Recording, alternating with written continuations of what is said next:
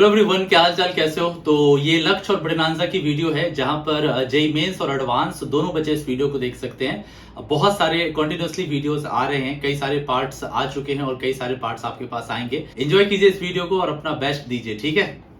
Okay guys, तो अब next topic की तरफ आते हैं और ये टॉपिक हमारे पास है basic organic chemistry structural and stereo isomerism का। मतलब इसके अंदर बेसिकली आइसोमेरिज्म है और थोड़ी सी बीओसी भी पुट की गई है ताकि चेक किया जा सके। और जैसा कि आपको पता है, isomerism one of the very very important topic है, क्योंकि ये जेई मेंस में भी आता है, एडवांस में भी आता है। तो हम यहाँ पर स्ट्रक्चरल और स्टीरियो आइसोमेरिज्म दोनों को समेटने की कोशिश कर रहे होंगे बेटा, ठीक है।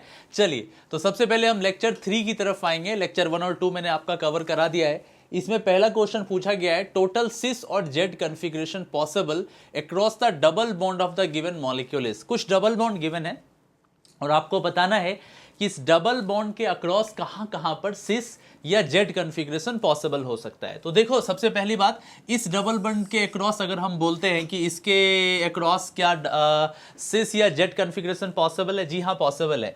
यहां पर क्या हो सकता है, अगर आप देखिएगा यहां पर हाइड्रोजन है और इस जगह पर CH3 है। हम इसको यहां से घुमा सकते हैं, दो कॉन्फ़िगरेशन दिखा सकते हैं। यहां से दो कॉन्फ़िगरेशन बिल्कुल पॉसिबल है, ई भी हो सकता है, जेड भी हो सकता है। तो एक सेंटर मिला। अच्छा, अब देखो यहां पे जो हाइड्रोजन और हाइड्रोजन है, क्या हम यहां पे सिस कॉन्फ़िगरेशन या जेड कॉन्फ़िगरेशन दिखा सकते हैं? आंसर है यस। ये ऑलवेज सिस में ही रहता है।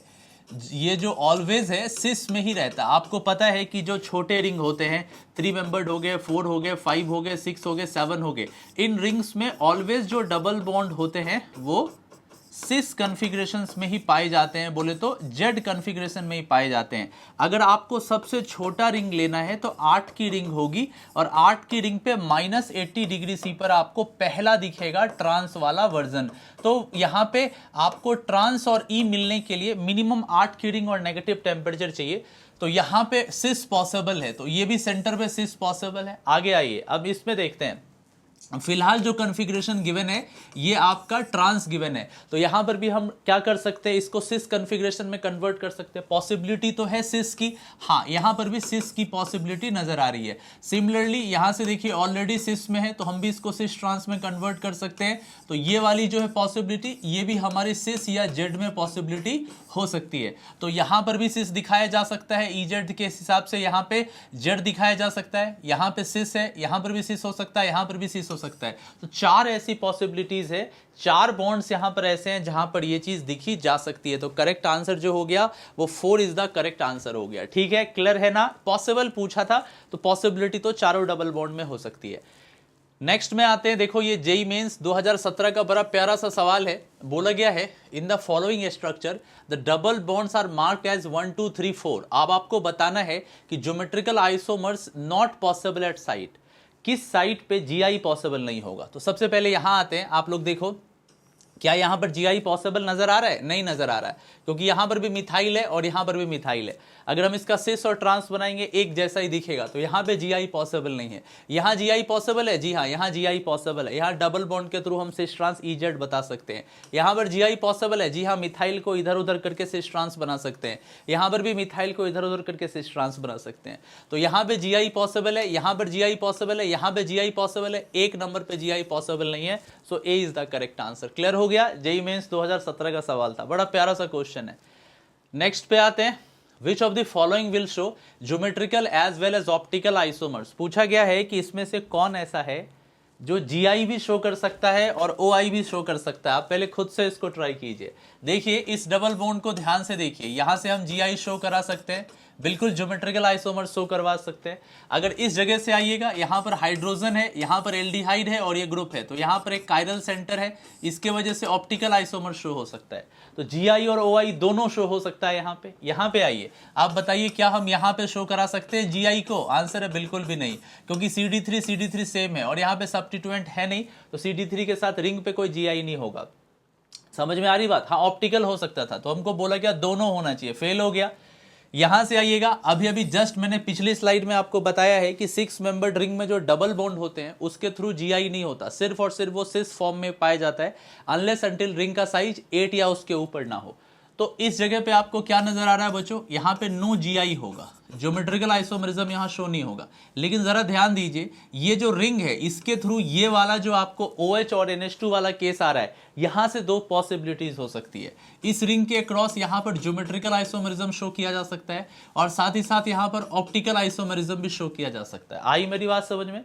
तो यहां पे जो आप देख रहे हो रिंग के अक्रॉस जो ये दो लगे हुए हैं OH और NH2, इसको हम ऊपर नीचे नीचे ऊपर कर सकते हैं या ऊपर ऊपर करके इसके कुछ ज्योमेट्रिकल फॉर्म्स बना सकते हैं। और साथ ही साथ चूंकि ये काइरल भी हो जाएगा तो ये दोनों शो करेगा। तो यहां पर बोथ शो हो रहा होगा, ठीक है। 3 में बोथ शो होगा। 4 में आइए, अब 4 में देखिए यहाँ पे दो हाइड्रोजन्स लगे हुए हैं, इसके वजह से सेम ग्रुप्स होने की वजह से जीआई फेल हो गया। लेकिन अगर इस जगह पे देखिएगा, एक तरफ हाइड्रोजन है, एक तरफ NHCH3 है, मिथाइल है और ये ग्रुप है, तो यहाँ से ऑप्टिकल आइसोमेरिज्म जो है शो हो सकता है। तो हमको दोनों शो करना था, 4 भी फेल हो गया। तो पहले में बोथ शो हो रहा है और थर्ड में बोथ शो हो रहा है, तो करेक्ट आंसर 1 और 3 होगा। तो क्वेश्चन में पूछा गया था दोनों शो होना चाहिए, तो 1 और 3 में दोनों शो हो रहा है, ठीक है।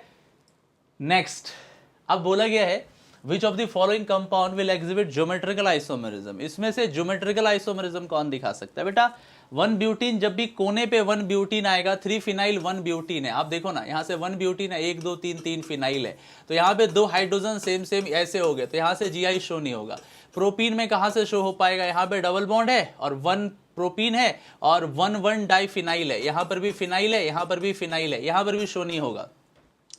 2 फिनाइल 1 ब्यूटीन है, देखो यहाँ पे 1 2 2 फिनाइल 1 ब्यूटीन है, यहाँ पर भी 2 हाइड्रोजन है, यहाँ पर भी शो नहीं होगा। तो 3 तो फेल हो गए। अब 1 फिनाइल 2 ब्यूटीन है, ये रहा आपके पास 2 ब्यूटीन और यहाँ से 1 फिनाइल रहा 1 2, यस यहाँ पे शो हो सकता है। A is the correct answer. JEE Main 2015 का ये सवाल था, तो आपको जस्ट ये चेक करना था, इसका स्ट्रक्चर ड्रॉ कर सकते थे। वैसे मैं आपको बता दूं, जब कभी भी एक नंबर पे आएगा ना, प्रोपीन हो गया, ब्यूटीन हो गया, पेंटीन हो गया, हेक्सीन हो गया और कोई सब्स्टिट्यूएंट ना हो, नॉर्मल 1 ब्यूटीन हो, 1 प्रोपीन हो, 1 हेक्सीन हो, तो आप समझ जाइएगा कि वो जीआई शो नहीं कर सकता, क्योंकि एक नंबर पे डबल बॉन्ड लगाने का मतलब ही हो जाता है कि 2 हाइड्रोजन होंगे, तो जीआई तो ऐसे डिस्कार्ड हो जाएगा। So A is the correct answer. Next बोला गया है, चूज कीजिए इनकरेक्ट स्टेटमेंट को अबाउट द गिवन मॉलिक्यूल। एक बड़ा कमाल का सवाल है, एक मॉलिक्यूल गिवन है और इसके बारे में आपको इनकरेक्ट स्टेटमेंट बताना है। बड़ा ही कमाल का क्वेश्चन है, ट्राई कीजिए इसको खुद से।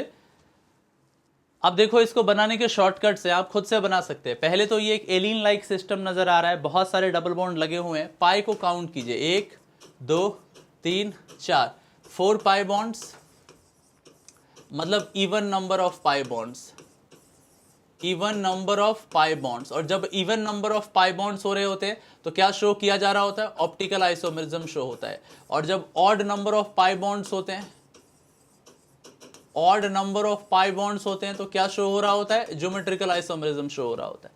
तो अब अगर यहां पे आओ, ये आपको 4 है तो ऑप्टिकल दिखा रहा होगा, तो क्या पॉसिबिलिटीज है? मैंने आपको पहले भी बताया था। तो इस कंडीशंस में अगर मैं मान लेता हूं कि MEBR हमारा XY प्लेन में है, तो इधर वाले जो MEBR होंगे ये परपेंडिकुलर इसके ऊपर होंगे, YZ या ZX प्लेन में होंगे।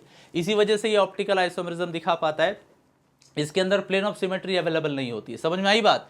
ये ऑलरेडी मैं आपको बता चुका हूं, जब मैंने एलीन बताया था, स्पाइरेंस बताया था, या आपको मैंने साइक्लो एल्कीन्स या एल्काडाइंस टाइप वाले केसेस बताए थे। वहां पर मैंने इलेबोरेट किया था कि अगर डिग्री ऑफ अनसैचुरेशन आपकी इवन नंबर पे होती है तो वो ऑप्टिकल दिखाते हैं, और अगर ऑड नंबर पे होती है तो वो ज्योमेट्रिकल दिखाते हैं, तब सेम साइड में होते। अगर मान लो यहाँ पे 4 पाई बॉन्ड ना होके 3 पाई बॉन्ड हो रहा होता लगातार, तब यही चीज जो होती सेम प्लेन में आ जाती। ये भी XY है तो वो भी XY में हो जाती। कंसीडर कीजिए पहला वाला statement, considering MEBR groups in the left side remains in XY plane, MEBR groups in the right side occupy इधर YZ और ZX प्लेन। सही बात है। Total 7 atoms are lying in the 1 plane, बाद में आते हैं। Total 2 stereomers are possible. जी हाँ, चूंकि ऑप्टिकल आइसोमेरिज्म शो कर रहा है तो एक ये बन रहा होगा और एक इसका इनांशियोमर्स बन रहा होगा। जी हाँ, बिल्कुल सही बात है। तो उस हिसाब से 2 इसके पॉसिबल हो रहे होंगे stereo isomers. Carbon atoms are sp sp2 and sp3 hybridize. देखो ये वाले जो आपको नजर आ रहे हैं, ये वाले ये आपके sp हैं, और 2 कॉर्नर वाले जो नजर आ रहे हैं वो sp2 है, और ये वाले जो मिथाइल है sp3 है। जी हाँ, तीनों पॉसिबल है। ऑप्शन से एलिमिनेट हो गया, बी आ गया। लेकिन फिर भी मैं आपसे बोलूं कि total 7 atoms lying in the 1 plane, क्या ये बात सही है? आइए चेक करते हैं। देखिएगा, यहां से यहां तक ले लीजिए, एक साइड से एक ही है, आप इधर से इधर चले जाइए, इधर से इधर एक प्लेन सोचिए। तो पहला, दूसरा, तीसरा, चौथा, 5वां, छठा मिथाइल का, आप देखो मिथाइल को ऐसे समझो, ये कार्बन है, ऐसे करके हाइड्रोजन रहा होगा, ऐसे हाइड्रोजन रहा होगा, ऐसे हाइड्रोजन रहा होगा, तो 6 यहां से हो गए, 7वां कार्बन हो गया और 8वां यहां से हो गया। जी नहीं, 7 atoms are lying in the one plane, गलत है, हाइड्रोजन हमने छोड़ दिया है, तो again B is the wrong answer. तो आप ऑप्शन एलिमिनेट कर सकते थे या एटम्स को काउंट भी कर सकते थे, बेस्ट होता आप ऑप्शन एलिमिनेट कर दीजिए। So B is the correct answer. Next, IIT JEE 2015 का सवाल है, पूछा गया है कि compounds on hydrogenation produces an optically inactive compound is are, इसमें से कौन है जो कि हाइड्रोजनेशन करने पर ऑप्टिकली इनएक्टिव कंपाउंड बना रहा होगा। अब देखो यहां से बड़ा ही इंटरेस्टिंग है, समझाता हूं। हाइड्रोजनेशन करेंगे तो यहां से डबल बॉन्ड हट जाएगा, सिंगल बॉन्ड हो जाएगा, फिर भी यहां मिथाइल है, प्रोपाइल है, BRH है, तो ये तो बिल्कुल भी नहीं होगा। इसका हाइड्रोजनेशन करेंगे तो डबल बॉन्ड हट के सिंगल बॉन्ड हो जाएगा, तो इथाइल आ गया, इथाइल आ गया, BRH है, जी हाँ, यहां पर ऑप्टिकली इनएक्टिव हो गया, ये ऑप्टिकली इनएक्टिव हो गया, और इनएक्टिव ही तो पूछा गया था, दोनों तरफ इथाइल आ गया तो इनएक्टिव आ गया। यहां से अगर आप चेक कीजिएगा तो आइसोप्रोपाइल मिथाइल, जी नहीं, तो ये गलत हो गया, ये एक्टिव है और एक्टिव नहीं चाहिए अपने को, इनएक्टिव चाहिए। यहां से आइएगा तो ये single bond ethyl ethyl HBr, जी हाँ, ये भी इनएक्टिव हो गया। तो करेक्ट आंसर इनएक्टिव में हमारे पास कौन आ गया, 2 और 4 आ गया, so B is the correct answer. तो आपको यही चेक करना था कि कौन सा ऑप्टिकली इनएक्टिव है हाइड्रोजनेशन करने के बाद। हाइड्रोजनेशन में क्या करते हैं, डबल बॉन्ड हटा देते हैं सवाटियर सेंट्रेंस रिएक्शन से, ग्रुप्स चेक कर लेते हैं, दैट्स ऑल। क्लियर है। नेक्स्ट, बहुत प्यारा सा सवाल है। In the total number of stereo isomers possible with the compound is, इस कंपाउंड में टोटल मिला के कितने स्टीरियो आइसोमर्स हो सकते हैं। अब देखो यहाँ पे कुछ चीजें हैं, आपको 2 to the power n लगाना है, सिमेट्रिकल तो दिख नहीं रहा है, तो देखो इस डबल बॉन्ड के वजह से एक स्टीरियो सेंटर आ गया, ठीक है, तो यहाँ से +1 हो गया, यहाँ CH CH3Cl है, यहाँ पर एक कायरल आ गया, इसके वजह से +1 एक और स्टीरियो सेंटर हो गया, ठीक है। अब यहाँ पे देखो, यहाँ पर भी आपको एक CH3 है, OH है, H है, पूरा ग्रुप है, तो यहाँ पर भी आपको एक कायरल नजर आ गया, +1 हो गया। तीसरा, आप बोल रहे हो गया नहीं, अब देखो आपको पता होगा, बहुत बढ़िया से आपको पता है कि अगर टेट्रा सब्स्टिट्यूटेड बाइफिनाइल होता है, मान लो यहाँ एक ग्रुप X है, यहाँ एक ग्रुप Y है, यहाँ एक ग्रुप X है और यहाँ एक ग्रुप Y है, ऐसे केस में भी क्या हो रहा होता है, ऑप्टिकल आइसोमरिज्म शो हो रहा होता है। ये टेट्रा सब्स्टिट्यूटेड जो है, ऑर्थो टेट्रा सब्स्टिट्यूटेड बाइफिनाइल, ये भी ऑप्टिकल आइसोमरिज्म शो करा रहे होते हैं, तो यहां से भी आपको 2 बन जाएगा, ये भी एक कायरल सेंटर के जैसा बिहेव करेगा। तो देखो कितने हो गए हमारे पास, समझना जरा। तो एक कायरल सेंटर इसके वजह से आगे है, यहाँ पे जो आपको ओरिएंटेशन आ रहा है, इस पूरे की वजह से एक कायरल बनता हुआ नजर आ रहा है, एक यहाँ से, एक यहाँ से, एक यहाँ से, तो n इज इक्वल टू हो गया 4, तो 2 to the power 4 is equal to 16, 2 4 8 16, तो 16 इसके टोटल मिला के पॉसिबल स्टीरियो आइसोमर्स हो सकते थे। ठीक है, आपको बात समझ में आई है क्या। पहला वाला ज्योमेट्रिकल के वजह से आया है, 2 जो है कायरल सेंटर के वजह से आया, और यहाँ पे जो है ortho tetra substituted biphenyl network के वजह से बनते हुए नजर आए, तो टोटल मिला के 16 जो है इसकी पॉसिबिलिटीज हो सकती है। नेक्स्ट, IIT JEE 2009 का सवाल है, the number of stereo isomers possible for a compound of the molecular formula CH3CH, इसके कितने हो सकते हैं टोटल स्टीरियो आइसोमर। सोचिएगा, आसान है प्रीवियस ईयर का ये क्वेश्चन। देखो सबसे पहली चीज तो यहाँ पर एक डबल बॉन्ड है, इस डबल बॉन्ड की वजह से आपका एक यहाँ से GI शो हो सकता है, सिस और ट्रांस वाले केसेस हो सकते हैं, तो एक यहाँ से स्टीरियो सेंटर आया और एक यहाँ से कायरल सेंटर आया, यहाँ पर क्या आपको नजर आ रहा है, कायरल सेंटर नजर आ रहा है, तो टोटल मिला के कितने हो जाएंगे, 2 पे पावर 2 इज इक्वल टू 4, इसके 4 करेक्ट आंसर हो गए। समझ में आ गई बात आपको, क्या आप सारे बच्चों को बात समझ में आ गई है क्या। यही करना था, यहाँ से आपको 2 GI हो जाते, यहाँ से 2 I शो हो जाते। ठीक, next, in which of the following molecule anti form is more stable than the gauche form. ये आपका सवाल कन्फर्मेशनल आइसोमेरिज्म से बड़ा प्यारा सा है, रिसेंटली भी पूछा गया, ट्राई करें। किसमें ना एंटी फॉर्म जो है वो ज्यादा स्टेबल होगा उसके गाउची फॉर्म से, तो मैं आपको समझाता हूं, यहाँ पे एक एक करके सब समझाता हूं। सबसे पहले आ जाओ, 2 अमीनो इथेनॉल है। अब देखो 2 अमीनो इथेनॉल में आपको क्या दिख रहा है, समझना, यहाँ से NH है, समझना, यहाँ से H है और यहाँ से OH है। देखो हाइड्रोजन बॉन्डिंग इस तरीके से नजर आ रही है, तो यहाँ पे क्या हो रहा है, गाउची फॉर्म स्टेबल हो रहा है, इसका जो गाउची फॉर्म है वो इसके एंटी फॉर्म से स्टेबल हो रहा है बिकॉज ऑफ हाइड्रोजन बॉन्डिंग, इसके अंदर पाई जा रही है H बॉन्डिंग। आइए अब बात करते हैं। इसी तरीके से 3 हाइड्रोक्सी प्रोपेनोइक एसिड है। अब 3 हाइड्रोक्सी प्रोपेनोइक एसिड में क्या हो रहा होगा, आप जरा सोच के देखो, यहाँ पर भी कुछ ऐसा आपको दिख रहा होगा, कैसा दिख रहा होगा, यहाँ पे C डबल बॉन्ड हो, यहाँ से O, यहाँ से H आ रहा होगा, यहाँ से O, यहाँ से H, हाइड्रोजन बॉन्डिंग है, हाइड्रोजन है, हाइड्रोजन है, हाइड्रोजन है, हाइड्रोजन है। जी हाँ, यहाँ से भी हाइड्रोजन बॉन्डिंग है, तो इसका भी गाउची फॉर्म जो होगा वो एंटी फॉर्म से ज़्यादा स्टेबल हो रहा होगा बिकॉज ऑफ हाइड्रोजन बॉन्डिंग। अब आ जाओ 2 नाइट्रो इथेनॉल है। अब देखो 2 नाइट्रो इथेनॉल, आओ इसको ट्राई करें।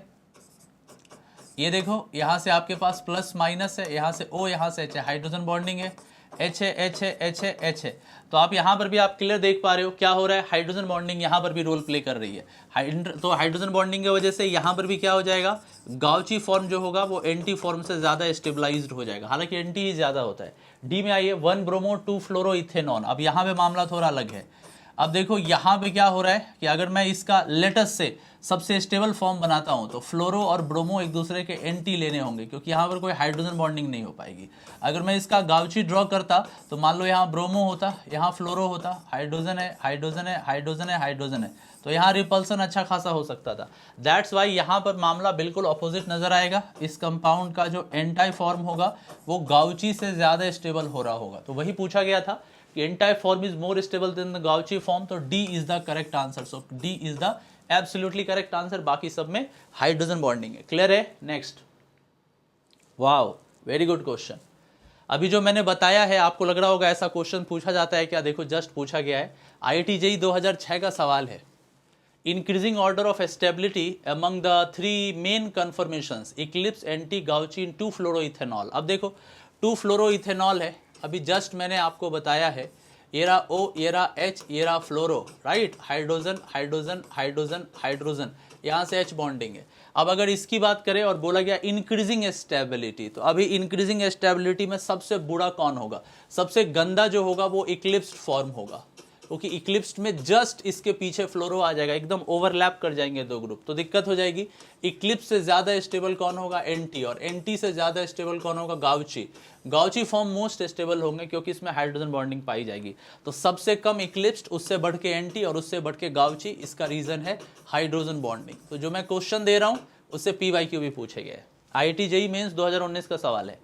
In the following skew conformations of ethane, H-CCH double dash dihedral angle is, मतलब ये H-CCH double dash के बीच का एंगल पूछा है। सिंपल सी मैथ है, लगा दीजिए। देखिए आपको पता होगा, क्या पता होगा, अगर मैं आपको बोलूं कि एंगल जो ये वाला एंगल 29 डिग्री है, तो ये वाला एंगल भी कितना हो रहा होगा? 29 डिग्री हो रहा होगा। समझ में आ रही बात? अब हमको इसके बीच आप बताओ, पहले मुझे बताओ ये वाला एंगल कितना होगा? ये इक्वली सेपरेटेड होते हैं तो 120 डिग्री का एंगल है, और ये वाला एंगल 29 डिग्री है, और निकालना था H-CCH double dash, H-CCH double dash, तो 120 plus 29, 120 degree plus 29 degree is equal to 149 degree. कोई है ऐसा ऑप्शन क्या? ये रहा ना, B is the correct answer, 149। समझ में आई बात? थोड़ी सी ज्योमेट्री थी, आप सोच लेते, अगर आप दिमाग लगाते तो ऑटोमेटिकली आंसर मिल जाता। आप ऐसे भी लगा सकते थे, यहाँ से लेके यहाँ तक का एंगल 120 है, ये 29 है, तो 149 डिग्री का एंगल हो गया। आगे बात समझ में? तो डायहेड्रल एंगल के भी अच्छे क्वेश्चंस JEE में पूछे जा चुके हैं। Next. Wow, very good question, very good question, tricky and good question. बोला गया है find the total number of structural and stereoisomers possible after dichlorination of normal butane is. आ जाओ देखें, ये रहा नॉर्मल ब्यूटेन, डाइक्लोरिनेशन कराना है, राइट। देखो सबसे पहले यहाँ से लिया Cl एक हुआ, दूसरा यहाँ से लिया Cl दूसरा हुआ, तीसरा यहाँ से लिया Cl तीसरा हुआ, चौथा यहाँ से लिया Cl, यहाँ से लिया Cl लिया, अच्छा और आओ, इसके अलावा यहाँ से लिया Cl, यहाँ से लिया Cl, और आओ और ड्रॉ करते हैं, यहाँ से लिया Cl और यहाँ से लिया Cl, बन गया पॉसिबिलिटी। पहले में 1 1 पे है, दूसरे में 2 2 पे है, तीसरे में 1 2 पे है, फिर 1 3 पे है, फिर 1 4 पे है, फिर 2 3 पे है। Very good. क्या पूछा है? स्ट्रक्चर और स्टीरियो दोनों पूछा गया। वेरी गुड, आओ चेक करें, दोनों पूछा है, ठीक है। तो सतर्क रहना। यहाँ पर कोई कायरल नहीं आ रहा है तो एक आएगा, यहाँ पर भी कोई कायरल नहीं आ रहा है, एक आएगा। यहाँ पर ये वाला कायरल है, ये कायरल नहीं है तो यहाँ से 2 आएगा। यहाँ से देख लो ये वाला कायरल है तो यहाँ से 2 आएगा। यहाँ कोई कायरल नहीं है, एक आएगा। यहाँ से देखो 2 कायरल है और साथ ही साथ सिमेट्रिकल है, तो यहाँ 3 बन सकते हैं, जिसमें से 2 जो होंगे वो इनांशियोमर्स होंगे, 2 जो होंगे इनांशियोमर्स होंगे, एक में प्लेन ऑफ सिमेट्री पाई जाएगी, जिससे एक जो होगा वो मीजो बन जाएगा, तो 3 हो गए। अब ऐड कीजिए, 1 + 1 2, 2 4, 2 6, 1 7, 3 10, टोटल मिला के इसके 10 पॉसिबल हो सकते हैं। आपको लग रहा होगा कि सर आप इसके 3 कैसे बोल रहे हो, बना दो तो बना देते हैं। यहाँ Cl है, H है, मिथाइल है, राइट। और एक इसका मिरर इमेज बना दीजिए। देखिए ऐसा बनेगा, यहाँ से Cl आएगा, ठीक है, यहाँ H आएगा, यहाँ H आएगा, यहाँ Cl आएगा, यहाँ से मिथाइल है, यहाँ से मिथाइल है, एक केस हुआ। दूसरा हो सकता है ऐसा, कैसा, यहाँ से Cl है, यहाँ से Cl है, यहाँ से H है, यहाँ से H है, यहाँ से मिथाइल है, यहाँ से मिथाइल है, इसमें POS अवेलेबल है, इसीलिए मैंने बोला था 3 बन सकते हैं, तो 10 इज द करेक्ट आंसर। तो क्या करना था आपको, पहले सोचना था कि डाइक्लोरीनेशन कराना है, स्ट्रक्चरल पूछता तो आप उसी हिसाब से बता देते। अब आपसे पूछा गया था स्टीरियो, तो कायरल को भी इंक्लूड कर लेना था। सिमेट्री आ गई, 3 बन जाएगा, 2 इनांशोमर्स लिखे और एक POS के वजह से मीजो वाला फॉर्म है। टोटल मिला के 10 आंसर, ठीक है। नेक्स्ट आइए। ओके, ये भी क्वेश्चन बहुत खूबसूरत सा है। The number of optically active products obtained from the complete ozonolysis of the given compound is. इस कंपाउंड का पूरा ओजोनोलिसिस करेंगे और बताएंगे कि कितना, क्या बोला, ऑप्टिकली एक्टिव ना, हाँ ऑप्टिकली एक्टिव बनता है। आओ तो ओजोनोलिसिस करेंगे, यहाँ से दोहरो, यहाँ से ब्रेक करो, यहाँ से ब्रेक करो, O आया, O आया, O आया, ऐसे करके। अब देखो यहाँ से निकल गया CH3CHO, यहाँ से निकल गया CH3CHO, ठीक है। अब बीच से पार्ट को निकालो, तो अब देखो यहाँ से ऐसे ही खत्म है आपका। यहाँ से देखो ऐसा हो रहा है, यहाँ से CH3 आ रहा है, यहाँ से H आ रहा है, यहाँ से CHO आ रहा है, यहाँ से CHO आ रहा है, ये तो हुआ ही नहीं कायरल। सेम यही चीज़ इधर से भी आ रही है, तो जीरो, कोई भी कायरल नहीं बन रहा, कोई भी ऑप्टिकली एक्टिव नहीं बन रहा। 2 कोने से निकल रहे हैं एसिटल्डिहाइड जो कि है नहीं, और बीच वाले पार्ट में एक ही कार्बन पे 2 एल्डिहाइड लगते हुए नजर आ रहे हैं, इसके वजह से अकायरल हो गया। सो शून्य करेक्ट आंसर है, 0 जो है optically active products. Clear. Next. Okay, very good question. बोला गया है कि विच of the given compound is optically active. बहुत प्यारा सा सवाल है, इसमें से कौन सा कंपाउंड जो है वो ऑप्टिकली एक्टिव है। ऐसे बहुत सारे क्वेश्चन रिसेंट ईयर में पूछे गए हैं जहां आपसे पूछा जाता है कि ऑप्टिकली एक्टिव या इनएक्टिव बताइए। तो पहले केस में आ रहे हैं, आप में से बहुत सारे बच्चों को ऑप्टिकली एक्टिव लग रहा होगा, आपके दिमाग में तरह तरह के ख्याल आ रहे होंगे, अमाइन इन्वर्जन, पिरामिडल इन्वर्जन। उतना सोचो ही मत, मैं बता रहा हूँ कैसे। देखो यहाँ पे लोन पेयर है और यहाँ पे फिनाइल है, ये इसके साथ रेजोनेंस में चला जाएगा, और जैसे रेजोनेंस में जाएगा ये जो नाइट्रोजन है ये sp2 हाइब्रिडाइज हो जाएगा, और sp2 होते साथ ये ऑटोमेटिकली खत्म हो गया। तो पिरामिडल इन्वर्जन, अमाइन इन्वर्जन की जरूरत ही नहीं थी, वहाँ पे रेजोनेंस के कारण नाइट्रोजन sp2 हो जा रहा है, तो वो बहुत बढ़िया सा ट्विस्ट था। इसके साथ साथ ये जो लोन पेयर है क्लोरीन के साथ बैक बॉन्डिंग भी कर सकता है, तो इसके वजह से भी बहुत बुरी तरीके से sp2 में चला जाता है, ए डिस्कार्ड हो गया। अब यहाँ पे आइए, आपको लग रहा होगा 4 अलग अलग ग्रुप है, लेकिन जरा देखिए यहाँ से H है, यहाँ से H है, ये आपको ट्रांस वाला 3 का आपको सब्स्टिट्यूएंट नजर आ रहा है। यहाँ भी देखो HH ट्रांस वाला, सिस का 3 सब्स्टिट्यूएंट, ट्रांस वाला 3 का सब्स्टिट्यूएंट नजर आ रहा है। तो जो चीज़ यहाँ पे लगी है वही चीज़ यहाँ पे लगी है, तो यहाँ पर भी गलत हो गया आपके पास, ये भी कायरल नहीं माना जाएगा। अच्छा, यहाँ से आइए, यहाँ से देखिए पैरा पे ब्रोमोफिनाइल है, यहाँ भी पैरा ब्रोमोफिनाइल है, ये भी खत्म हो गया। बचा ये साइक्लिक है, और साइक्लिक में पिरामिडल इन्वर्जन या अमाइन इन्वर्जन नहीं होता है, तो ये एक्टिव है, ये जो है ऑप्टिकली एक्टिव है। बस आपको ये सोचना है कि कहाँ कहाँ पॉसिबिलिटी है। पहले में रेजोनेंस बर्बाद कर दिया, यहाँ पे दोनों सेम था, खराब हो गया, यहाँ भी दोनों सेम था, खराब हो गया, बचा सी ऑप्शंस में ही साइक्लिक केस है, यहीं पे पॉसिबिलिटी क्लियर है। समझ में आ रही ना। नेक्स्ट। वाओ, जेई मेन 2004 बोला गया among the following compound the optically active alkane having lowest molecular masses. Optically active बोला गया है और लोएस्ट होना चाहिए। तो पहली बात तो सी में तो कुछ है ही नहीं कायरल वायरल, यहाँ पर भी कोई कायरल नजर नहीं आ रहा है, यहाँ पर सेम है मिथाइल, यहाँ पर भी कायरल नजर नहीं आ रहा है, तो बचता है A is the correct answer. यहाँ H है, साइक्लोप्रोपाइल है, इथाइल है, मिथाइल है, ओनली एक ही कायरल है। Next. Which of the following acid does not exhibit optical isomerism? JEE mains 2014 का क्वेश्चन है। अब देखो लैक्टिक एसिड में आप सबको पता है D और L 2 तरह के लैक्टिक एसिड होते हैं। यहाँ पे COH आएगा, यहाँ पे OH आएगा, यहाँ पर मिथाइल आएगा, यहाँ H आएगा, ये ऑप्टिकली एक्टिव है। अब बात करते हैं टार्ट्रिक एसिड की। टार्ट्रिक एसिड में भी कायरल सेंटर होते हैं। देखो यहाँ से OH है, मान लो यहाँ से OH है, यहाँ से HH है, यहाँ से COH है, COH है, हाँ जी, यहाँ पर भी आपके कायरल नजर आते हैं। मैलिक एसिड फेल हो जाता है। मैलिक एसिड में क्या होता है, COH है। मैलिक एसिड GI शो करता है, इसके 2 फॉर्म होते हैं, एक होता है मैलिक एसिड और एक होता है फ्यूमेरिक एसिड, ये GI शो करता है। अल्फा अमीनो एसिड जो भी होते हैं, यहाँ से NH2 लगा होता है, यहाँ से COH लगा होता है, यहाँ से R, यहाँ से H लगा होता है, तो ये भी शो कर सकता है। तो according to my opinion A, B और D में स्टिल ऑप्टिकल आइसोमरिज्म होने की संभावना है। मैलिक एसिड जो होता है ये ज्योमेट्रिकल आइसोमर्स के लिए जाना जाता है बेटा, समझ में आई बात। तो यहाँ पे जो है GI शो होगा, बाकी तीनों में OI शो होगा। Next. Wow, good. Which of the following will have lowest dipole moment? आपके हिसाब से सबसे कम डायपोल मोमेंट जो है वो किसका हो सकता है, ट्राई कीजिए। तो सबसे पहले हम आते हैं तो इसकी बात करते हैं। यहाँ से फ्लोरीन ऐसे खींच रहा है, यहाँ से फ्लोरीन ऐसे खींच रहा है, रिजल्टेंट ऊपर की तरफ जाएगा, mu is not equal to 0। यहाँ से आओ, ये टर्शरी ब्यूटाइल है, ये भी टर्शरी ब्यूटाइल है, ये भी इधर से इधर धकेल रहा है, ये भी इधर से इधर धकेला, almost mu is almost equal to 0 Debye हो जाएगा, लगभग में 0 हो जाएगा। यहां से देखो डायपोल मोमेंट नजर आएगा कैसे, ये sp कार्बन है और यहां से आपको sp3 की स्केलेटन दिख रही है, इलेक्ट्रॉन इधर से इधर रिलीज किया जा रहा है, mu is not equal to 0 होगा। ओके यहां पर भी इलेक्ट्रॉनिगेटिविटी डिफरेंस है, ये sp कार्बन है, ये sp2 कार्बन है, आपको पता है पाउलिंग स्केल पे इलेक्ट्रॉनिगेटिविटी 3.25 है, इसकी 2.75 है, तो अगेन एक डिफरेंस है, इधर से इलेक्ट्रॉन जा रहे हैं, तो यहां पर भी mu is not equal to 0 होगा। सो ए में mu is not equal to 0, C में mu is not equal to 0, D में mu is not equal to 0, B में ऑलमोस्ट लगभग नियरली इक्वल टू 0 है।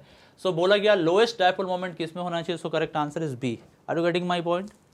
सबको क्लियर हो रहा है? तो करेक्ट आंसर क्या है, बी है। Next, wow advance 15, the total number of stereo isomer that can exist for M is. देखो गाइज मैंने पहले भी तुमको बताया है कि अगर आपको कभी पर भी कोई कायरल सेंटर ब्रिज हेड के ऊपर आ जाता है तो हम उसका 2 टू द पावर n वाला फॉर्मूला है उस पर एप्लीकेबल नहीं होता है। रीजन क्या होता है कि आप उसके थ्रू क्या कर सकते हैं, जीआई नहीं कर सकते, क्योंकि अगर आप उसको प्लेनर करने के चक्कर में सिस ट्रांस बनाने की कोशिश कीजिएगा तो ब्रेड्स रूल का वायलेशन हो जाएगा। सो हम क्या कर सकते हैं, इसको सिस ट्रांस नहीं बना सकते, ये वाला कार्बन ये वाला कार्बन, इसके थ्रू जीआई पॉसिबल नहीं है, इसके थ्रू नो जीआई पॉसिबल। और जब जीआई पॉसिबल ही नहीं है तो 2 पे पावर 2 लगा के जो 4 बनाते थे अब ये काम नहीं करेगा। एक ये होगा और एक इसका मिरर इमेज हो जाएगा, एक ये होगा और एक इसका मिरर इमेज हो जाएगा, तो ओनली 2 पॉसिबल होगा। अगर मान लो ब्रिज हेड नहीं होता तब ऐसा कोई कंडीशंस आता तब हम 4 ले सकते थे, क्योंकि फिर हम उसका जीआई शो करा देते, उसके थ्रू 2 एक्स्ट्रा मिल जाते। तो मैं फिर से अपना स्टेटमेंट रिपीट कर दूं, ये बहुत डाउटफुल क्वेश्चन बच्चों का होता है। ये जब कभी भी आपको लगने लगे कि ब्रिज हेड कार्बन के ऊपर कोई कायरल सेंटर क्रिएट हो रहा है तो आप 2 टू द पावर n का फॉर्मूला मत लगाइएगा, है ना। जितने आपके पास कायरल है बस उसका मिरर इमेज बना सकते हैं, तो जितना कायरल दिख रहा है +1 एक कर दीजिए, एक वो कंपाउंड खुद और एक उसका मिरर इमेज, दैट्स ऑल। ऐसा नहीं कि उसका जीआई बना के मिरर इमेज निकाल दीजिएगा तो 4 आ जाएगा, फिर गलत हो जाएगा, ठीक है। तो ब्रिज हेड और ब्रेड्स रूल की वजह से 4 नहीं हो पाया ये। नेक्स्ट, वैसे आप वीडियो देख सकते हैं, मेरा ब्रेड्स रूल पे बना हुआ है। The common functional group in the given species, बढ़िया सवाल है। कुछ स्पीसीज गिवन है, इसमें कॉमन फंक्शनल ग्रुप कौन सा है। हम सबसे पहले लैक्टिक एसिड की तरफ आते हैं, चेक कीजिएगा। तो लैक्टिक एसिड आपका ये है, यहाँ से OH है, यहाँ से COH है, यहाँ से मिथाइल H है। स्क्वेरिक एसिड की बात करते हैं, स्क्वेरिक एसिड आपका ऐसा कुछ है, यहाँ से C डबल बॉन्ड हो, यहाँ से C डबल बॉन्ड हो, यहाँ से OH, यहाँ से OH, स्क्वेरिक एसिड। पिक्रिक एसिड की बात करते हैं, ये सब आपको NCERT में भी मिल जाएगा। पिक्रिक एसिड है, NO2 है, NO2 है, ये पिक्रिक एसिड है। आगे आइए, ग्लाइकोलिक एसिड की बात करते हैं। अब देखो ग्लाइकोलिक एसिड में क्या होता है, यहाँ से OH हो गया, यहाँ से CO, यहाँ से COH हो गया, ग्लाइकोलिक एसिड है। ये सब कॉस्मेटिक प्रोडक्ट्स में यूज होते हैं। ग्लिसरिक एसिड क्या होता है, ग्लिसरिक एसिड ये होता है, ये हो गया COOH, यहाँ से आ गया OH, यहाँ से आ गया OH। तो बोला गया है कि सब में बताओ कॉमन फंक्शनल ग्रुप कौन सा है, तो एसिड तो सब में नजर नहीं आ, जैसे पिक्रिक फेल हो जाएगा, स्क्वेरिक फेल हो जाएगा, पर OH सब में कॉमन है। तो according to my opinion OH is the correct answer, because OH ही है जो सब में कॉमन नजर आ रहा है। एसिड सब में कॉमन है नहीं, SO3H है नहीं, और A भी हो नहीं सकता। नेक्स्ट, वाओ, IIT JEE 2003 का सवाल है, बड़ा प्यारा सा क्वेश्चन है।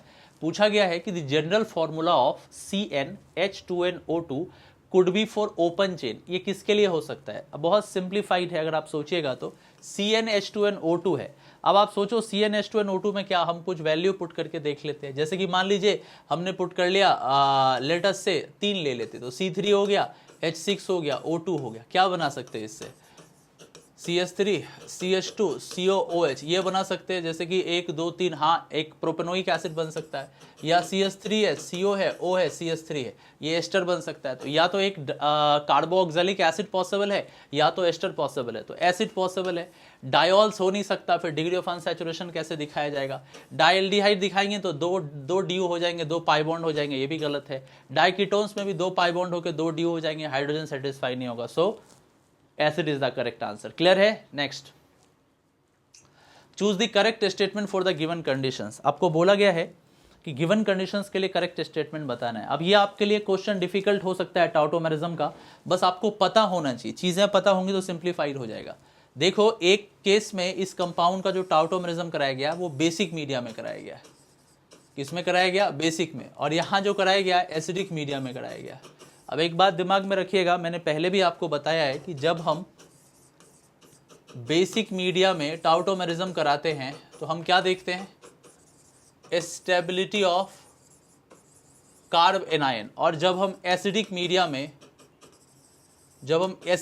में देखते हैं तो हम क्या देख रहे होते हैं, स्टेबिलिटी ऑफ एल्कीन को चेक कर रहे होते हैं।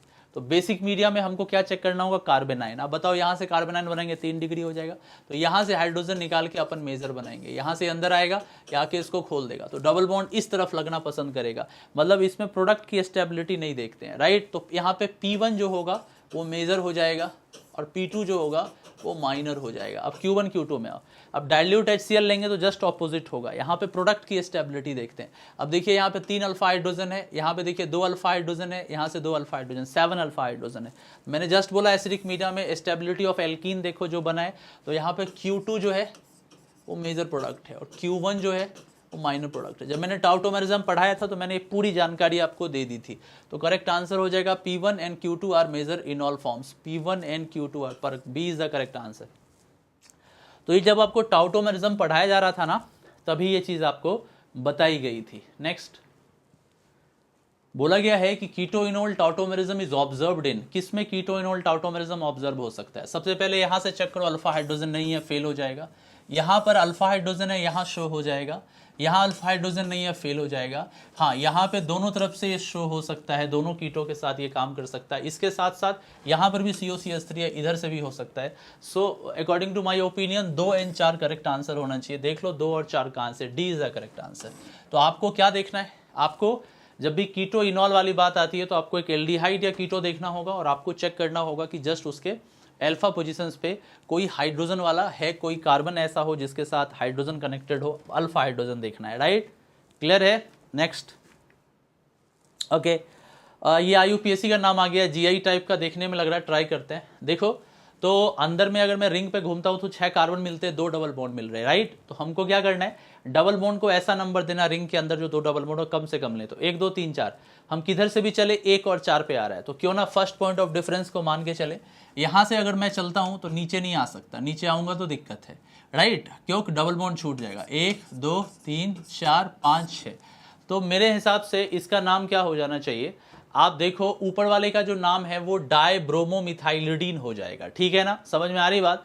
अब डाइब्रोमोमिथाइलिडीन पूरे का नाम है तो उसको डाई को भी अपने को कंसीडर करना होगा डी से, तो सी से क्लोरो आएगा। तो सबसे पहले अपन लेंगे क्लोरो को, तो इसका नाम होना चाहिए 1 क्लोरो, और क्या होना चाहिए, और इसका नाम होना चाहिए 1 क्लोरो 3 डाइब्रोमोमिथाइलिडीन, और फिर होना चाहिए आपके पास 6 मिथाइलिडीन साइक्लोहेक्साबेनफोरडाइन। तो पहले में देखो 1 क्लोरो तो सही दिखा है, 5 पे डाइब्रोमोमिथाइलिडीन गलत हो गया, ये नीचे की तरफ नहीं आ सकते, first point of difference rule लगाना होगा। यहां से सब्स्टिट्यूएंट जो है वो 1 3 और 6 नंबर ले रहा है, और अगर मैं ऐसे चलता 1 2 तो 2 से स्टार्ट होता तो गलत हो जाता। अब 3 डाइब्रोमो तो गलत है, पहले तो सी लेना होगा, यहां पर भी डी लिया गया, गलत है, तो डी करेक्ट होना चाहिए। 1 क्लोरो 3 डाइब्रोमो मिथाइलिडीन 6 मिथाइलिडीन साइक्लोहेक्साबेनफोरडाइन। Next okay, this is a very good question actually and tricky also.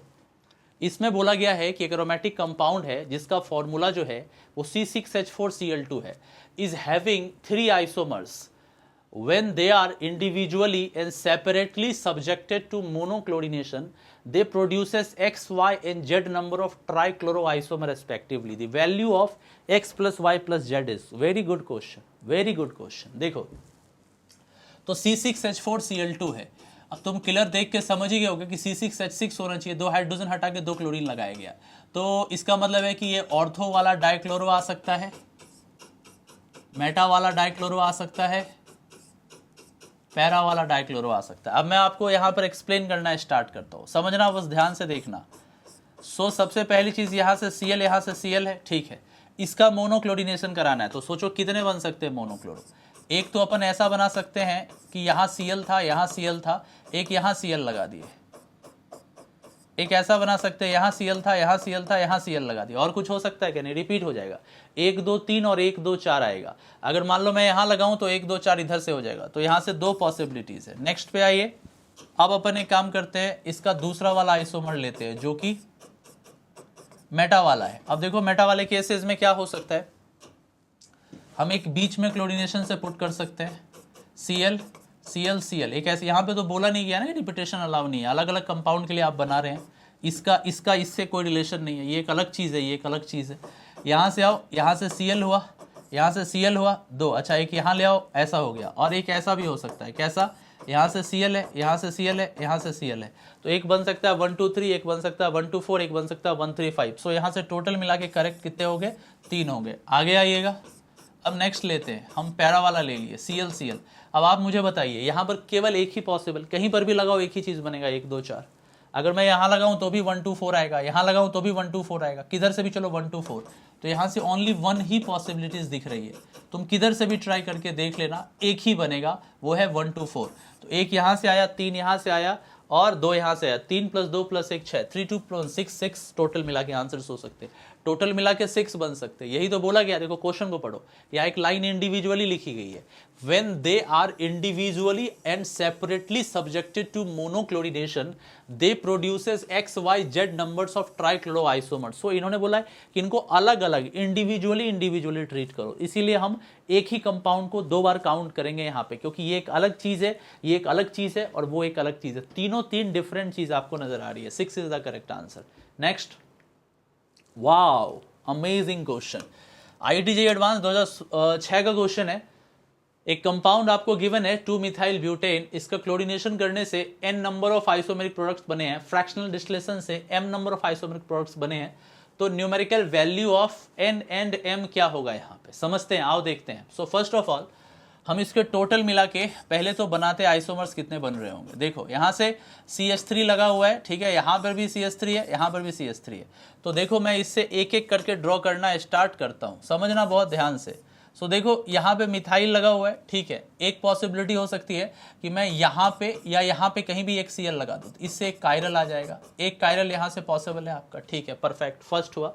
दूसरे से आओ, दूसरा से देखो, यहाँ मिथाइल लगा हुआ है, अगर मैं यहाँ पे लेटेस्ट से Cl लगा देता हूँ कोई कायरल नहीं आ रहा होगा। तीसरे में आ जाओ, अगर मैं यहाँ से एक Cl लगा दे रहा हूँ तो क्या हो रहा है, इस जगह पे कायरल क्रिएट हो रहा है, तो 2 आ जाएगा। एक लास्ट केस है, जब मैं यहाँ पे Cl लगा रहा हूँ कोई कायरल नहीं आ रहा, तो टोटल मिला के कितने बन रहे हैं, देखो 2 यहाँ से बन गए, 2 यहाँ से बन गए, एक यहाँ से बन गए और एक यहाँ से बन गए, टोटल मिला के 6 बन गए। तो आइसोमेरिक प्रोडक्ट्स जो n जो होंगे वो 6 हो जाएंगे टोटल में, इंक्लूडिंग इनांशियोमर्स को लेके 6 बन रहे होंगे। अब फ्रैक्शनल डिस्टिलेशन कराएंगे तो कितने प्रोडक्ट आएंगे। अब देखो यहाँ पे बहुत मजेदार बात है, जो इनांशियोमर्स होते हैं ना, उनके फिजिकल प्रॉपर्टीज ऑलमोस्ट एक जैसे होते हैं, लगभग में एक ही जैसे होते हैं, इनके बॉइलिंग पॉइंट एक जैसे होते हैं, मेल्टिंग पॉइंट हो गए, सॉल्युबिलिटी होगी, लगभग में एक जैसी होती है। केमिकल प्रॉपर्टीज में कई बार बिहेव इनका चेंज हो रहा होता है, जैसे मान लो एस्टरिफिकेशंस करा दिए हो या लैक्टोनाइजेशन करा रहे हो या तुम किसी तरह का लैक्टम फॉर्मेशन कर रहे हो, तो उन कंडीशंस में इनके केमिकल बिहेवियर चेंज होते हैं, बट जो फिजिकल प्रॉपर्टीज है वो एक जैसे हैं।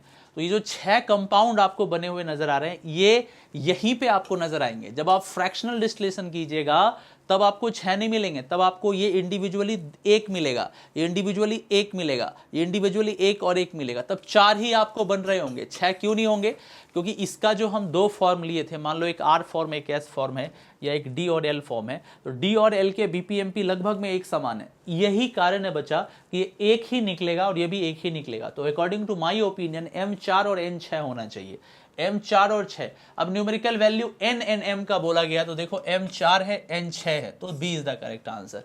क्लियर है। और मैं एक बात बताऊं, आपको पता है कि जब भी इनांशियोमर्स बनते हैं तो उसके फ्रैक्शनल डिस्टिलेशन से प्रोडक्ट्स कम आते हैं, तो पहला ज्यादा दूसरा कम होना चाहिए, बराबर बराबर बराबर बराबर बराबर बराबर, तो B is the correct answer. तो बड़ा आसानी से हो जाता, लॉजिकली ऑप्शंस को भी एलिमिनेट कर सकते थे। Next, which of the following compound will have maximum number of sp2 hybrid atoms. Good question actually, एक बड़ा ही प्यारा सा सवाल है, मैं समझाता हूं कैसे। Maximum number of sp2 hybrid atoms, तो देखो आपको मैंने पहले भी बताया है कि 6 मेंबर्ड, 7 मेंबर्ड, 8 मेंबर्ड छोटे रिंग्स में जनरली हम ट्रिपल बॉन्ड पुट नहीं कर सकते। अगर हम पुट करेंगे भी ना, तो जो बाहर में आपको पाई बॉन्ड नजर आ रहा है वो बहुत ही वीक इंट्रैक्शंस होगा, हम उसको ओवरलैपिंग ना समझ के sp2 ही कंसीडर करते हैं। जैसे कि आपने सुना होगा बेंजाइन, बेंजाइन के अंदर जो होता है वो जो पाई बॉन्ड आप देख रहे होते हैं वो एक एक्स्ट्रा sp का फॉर्मेशन नहीं करता, वो एक्चुअली में sp2 ही माना जाता है। यही कारण है कि बेंजाइन के सारे जो बॉन्ड्स हैं वो क्या बोले जाते हैं, sp2 हाइब्रिडाइज्ड कार्बन से बनने वाले ही बॉन्ड्स देखे जाते हैं। अब यहां पे देखो, ये हो गया पहला sp2, दूसरा, तीसरा, चौथा, पांचवा, छठा, सातवां, आठवां, नौवां, 10वां, टोटल मिला के इसके अंदर 10 जो है sp2 हाइब्रिडाइज्ड आपको नजर आ रहे हैं। यहां से आप चेक कीजिएगा, मैंने बोला ना ये sp नहीं होंगे, ये sp2 ही कंसीडर किए जाते हैं, राइट। बेंजाइन में ये sp2 ही होता है, sp नहीं होता। बड़ी इंपॉर्टेंट बात है, पता नहीं था तो बेसिक चेक कीजिए। तो 1 2 3 4 5 6, यहाँ पे 6 नजर आ रहे हैं, यहाँ 10 नजर आ रहे थे, यहाँ से 1 2 3 4 5 6 7 8, यहाँ से 8 नजर आ रहे हैं। हाँ, ये बहुत बड़ा रिंग है, 1 2 3 4 5 6 7 8 9 10, ये बड़ी रिंग है। इसमें पाई बॉन्ड जो है बड़ी रिंग में ट्रिपल बॉन्ड लोड ले लेता है। तो यहाँ पे आपका ये sp माना जाएगा, ये sp माना जाएगा। 1 sp2, 2 3 4 5 6 7 8, टोटल मिला के यहाँ पे 8 sp2 नजर आएंगे। हमसे पूछा गया था मैक्सिमम नंबर ऑफ sp2 किसमें, so A is the correct answer. Clarity मिली सबको? क्या आप सारे बच्चों को क्लैरिटी मिल गई है? मिल गई तो next, which of the following represents the given mode of hybridization, sp2 sp2 sp sp from left to right, left to right, ठीक है। sp2 sp2 आना चाहिए, यहाँ sp sp है, गलत है, इसमें तो sp है ही नहीं, गलत है। इधर से आओ, यहाँ से ये है sp2, ये है sp2, ये है sp, ये है sp, कैसे? 1 पाई 2 पाई, 1 पाई sp2, 1 pi sp2, 2 pi sp, 2 pi sp, A is the correct answer. बच्चों को लगता है कि हाइब्रिडाइजेशन वगैरह जेई में नहीं पूछा जाता, पर आपको गलत लगता है। हाइब्रिडाइजेशन रिसेंटली पूछा गया है। कब पूछा गया है? 2021 जेई एडवांस में। तो ऐसा ना समझे कि हाइब्रिडाइजेशन नहीं आएगा। Next, wow, which of the following isomeric compound is not possible with molecular formula C4H4O4, not possible.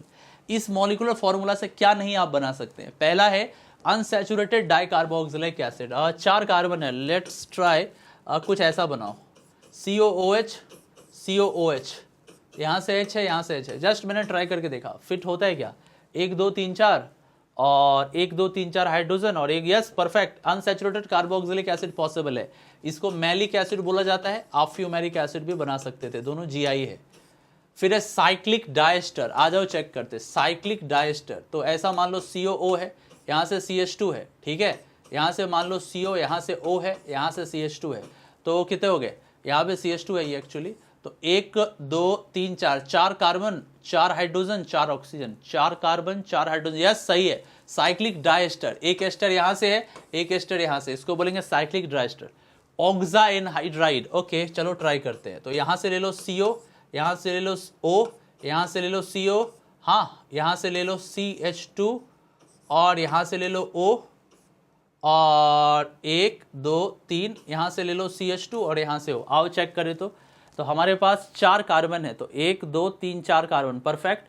4 hydrogen है, CH2 के 2 2 4 हाइड्रोजन, ठीक है। और 1 2, ओ माय गॉड एकदम सही बना है, 1 2 3 4। अब देखो ये एनहाइड्राइड है और इसको बोलेंगे ऑक्सा। जब रिंग के अंदर एक ऑक्सीजन लगा हुआ होता है तो उसको बोलते हैं ऑक्सा, नाइट्रोजन लगा होता है उसको बोलते हैं एजा, सल्फर लगाया होता है उसको बोलते हैं थाया, सेलेनियम लगा होता है उसको बोलते हैं सेलिना, और पीएच लगा होता है उसको बोलते हैं फोस्फा। तो चूंकि यहाँ ओ लगा हुआ है, because of this O this will called oxa anhydride, so C भी करेक्ट है। सैचुरेटेड कीटो एस्टर, अरे ये क्या बोल दिया, कीटो एस्टर, तो CO मान लो O और CH3 और 1 2, तो यहाँ से हो गया CO और CH3, नहीं ऑक्सीजन की कमी हो जाएगी, क्योंकि कीटो में एक ऑक्सीजन होगा और एस्टर में, जब कभी भी आप कीटो बनाओगे तो कीटो में एक ऑक्सीजन होगा, और एस्टर जब भी बनाओगे तो एस्टर में 2 ऑक्सीजन होगा। तो आपको हमेशा जो ऑक्सीजन आएंगे वो 3 ही आ रहे होंगे, 4 नहीं आएंगे। इस वजह से डी हमारा करेक्ट आंसर हो जाएगा, क्योंकि ये नॉट पॉसिबल है उस फॉर्मूला से। कितना प्यारा सवाल था, देख रहे हो, ये तो खास बात है ब्रेनांजा की, यही तो खास बात है। नेक्स्ट, ओके अब हम आपसे थोड़ी देर में मिलते हैं, एक छोटा सा स्मॉल ब्रेक लिया जाता है, काफ़ी टाइम से क्लासेस हो रही हैं, तो स्मॉल ब्रेक है छोटा सा, हम जल्दी वापस लौटते हैं। एक बहुत ही इंपॉर्टेंट इन्फॉर्मेशन आप सारे स्टूडेंट्स को देना चाहूँगा। जैसा कि आपको पता है कि जेई एडवांस आपका अप्रोच कर रहा है और 2 महीने और बचे हैं। ज़्यादा टाइम आपके पास है नहीं। इस 2 मंथ्स के अंदर कंप्लीट फिजिक्स, केमिस्ट्री और मैथमेटिक्स आपको कवर करना होगा। बहुत ही ह्यूज सिलेबस है और कंपटीशन भी एकदम नेक्स्ट लेवल पे होता है। तो 11 जुलाई से मैं आपके पास लक्ष्य बैच लेके आ रहा हूँ और इस बैच का एक ही लक्ष्य है कि आपको जेई एडवांस में एक शानदार 1 डिजिट, 2 डिजिट, 3 डिजिट का रैंक दिलाना। इसके लिए हमारी टीम पूरी कोशिश करेगी। यहाँ पे सारे के सारे लेजेंड लेवल के एजुकेटर्स हैं, एक से बढ़ के एक शानदार एजुकेटर्स, जो 15 साल, 10 साल, 20 साल से कई पढ़ा रहे हैं, कई टॉप कोचिंग के एचओडीज रह चुके हैं, संस्थापक रह चुके हैं। ये सारे के सारे टीम आपके पास आएंगे और आपको पढ़ाएंगे कंप्लीट इंटायर सिलेबस को। तो आप लोग फटाफट आइए और प्लस को इनरोल कीजिए। आप 2 मंथ का सब्सक्रिप्शन भी ले सकते हैं। कोड यूज़ कीजिए IITian एक्सप्लेन्स, इससे आपको 10% का डिस्काउंट मिल जाएगा और 8,999 में आपको ये 2 मंथ मिल जाते हैं। या आप लंबे कोर्सेज के लिए 1 ईयर का भी सब्सक्रिप्शन ले सकते हैं।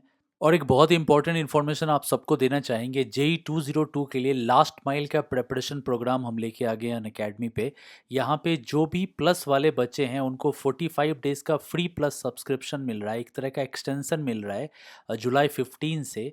तो इसमें करना आपको क्या होगा कि अगर आपके जेई मेंस फर्स्ट अटैम्प्ट में 97.5 परसेंटाइल के ऊपर के मार्क्स बन जाते हैं तो आप इस प्रोग्राम के लिए एलिजिबल हो जाओगे। लिंक डिस्क्रिप्शन में मैंने डाल दिया है, आप चेक कर लो। वहाँ पे आपको डिटेल्स पुट करने होंगे और उसके बाद आपका सब्सक्रिप्शन 45 दिनों के लिए एक्सटेंड कर दिया जाएगा। इसके अंदर आपको कंप्लीट प्लस के सारे फीचर्स मिल जाएंगे, सारे कोर्सेज मिल जाएंगे, सारे टेस्ट मिल जाएंगे जो कि 17 जुलाई से होगा मेंस और एडवांस के लिए। ईएलपी प्रोग्राम्स में आपको रैंक डिफाइनर मटेरियल्स मिल जाएगा, इंडिया के टॉप एजुकेटर्स के मेंटरशिप मिल जाएंगे और कॉन्सेप्चुअल प्रॉब्लम सॉल्विंग जो होगी, इसकी जो स्किल है वो इन्हेंस होगी 45 डेज़ के अंदर। तो एलिजिबिलिटी क्राइटेरिया और बाकी चीज़ों के लिए आप क्यूआर कोड स्कैन करके चेक कर सकते हैं। बस एक चीज़ आपको पता होनी चाहिए, 10 जुलाई से पहले आपको इसको इनरोल कर लेना है और आपके जेई मेंस के फर्स्ट अटेम्प्ट में 97.5 परसेंटाइल या उसके ऊपर आने चाहिए। कुछ भी आप प्लस पे करें, चाहे फ्री देखें या प्लस देखें या पेड वाला कुछ देखें, आपको उसके लिए कोड यूज़ करना है IITian एक्सप्लेन्स। जल्दी मुलाकात आपसे होती है। Thank you very much, take care, bye.